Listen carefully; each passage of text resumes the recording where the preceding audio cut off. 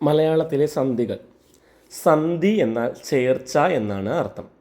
പ്രകൃതിയും പ്രത്യയവും തമ്മിലോ പദവും തമ്മിലോ കൂടിച്ചേരുമ്പോൾ ഉച്ചാരണ സൗകര്യത്തിനു വേണ്ടി വർണ്ണങ്ങൾക്ക് വരുന്ന മാറ്റമാണ് സന്ധി. ഒന്നുകൂടി പറയാം. പ്രകൃതിയും പ്രത്യയവും തമ്മിലോ പദവും തമ്മിലോ കൂടിച്ചേരുമ്പോൾ ഉച്ചാരണ സൗകര്യത്തിന് വേണ്ടി വർണ്ണങ്ങൾക്ക് വരുന്ന മാറ്റത്തെയാണ് സന്ധി എന്ന് പറയുന്നത്. സന്ധി പല തരത്തിൽ സംഭവിക്കാം. സന്ധിയിൽ ഏർപ്പെടുന്ന ശബ്ദങ്ങൾ ഏതെല്ലാമാണെന്ന് എത്തരത്തിലുള്ളതാണ് എന്നതിൻ്റെ അടിസ്ഥാനത്തിൽ സന്ധിയെ പദമധ്യസന്ധി, പദാന്തസന്ധി, ഉഭയസന്ധി എന്നിങ്ങനെ വർഗീകരിക്കാം. വർണ്ണയോഗത്തിൻ്റെ സ്ഥല ഭേദമനുസരിച്ചുള്ള ഈ സന്ധികളെ ഏതെല്ലാമാണ്? പദമധ്യസന്ധി, പദാന്തസന്ധി, ഉഭയസന്ധി എന്നിങ്ങനെ.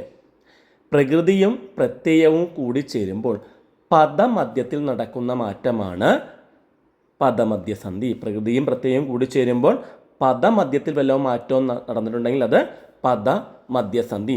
മരം അധികം ഇൽ മരത്തിൽ. പദത്തിൻ്റെ അവസാനത്തിലാണ് മാറ്റം ഉണ്ടാകുന്നതെങ്കിൽ അത് പദാന്തസന്ധി. ഉദാഹരണം: താമര അധികം കുളം താമരക്കുളം, നീല അധികം താമര നീലത്താമര.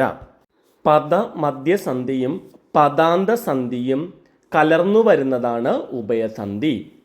രണ്ടും പദമധ്യസന്ധിയും പദാന്തസന്ധിയും ഒന്നിച്ചു വന്നാൽ അത് ഉഭയസന്ധി. മണി അധികം അറ അധികം ഇൽ മണിയറയിൽ. സന്ധിയിൽ ചേരുന്ന വർണ്ണങ്ങളുടെ സ്വരവ്യഞ്ജന ഭേദമനുസരിച്ച് സ്വരസന്ധി, സ്വരവ്യഞ്ജനസന്ധി, വ്യഞ്ജനസ്വരസന്ധി, വ്യഞ്ജനസന്ധി എന്നിങ്ങനെ നാലായി തിരിക്കാം. സന്ധിയിൽ ചേരുന്ന വർണ്ണങ്ങൾ രണ്ടും സ്വരമായാൽ അത് സ്വരസന്ധി. തറ അധികം ഇൽ തറയിൽ. സ്വരവ്യഞ്ജനസന്ധി സ്വരവും വ്യഞ്ജനവും ചേരുമ്പോഴാണ് സ്വരവ്യഞ്ജനസന്ധി. താമര അധികം കുളം താമരക്കുളം. വ്യഞ്ജന സ്വരസന്ധി വ്യഞ്ജനം സ്വരത്തോട് ചേരുമ്പോഴുള്ളതാണ് വ്യഞ്ജന സ്വരസന്ധി.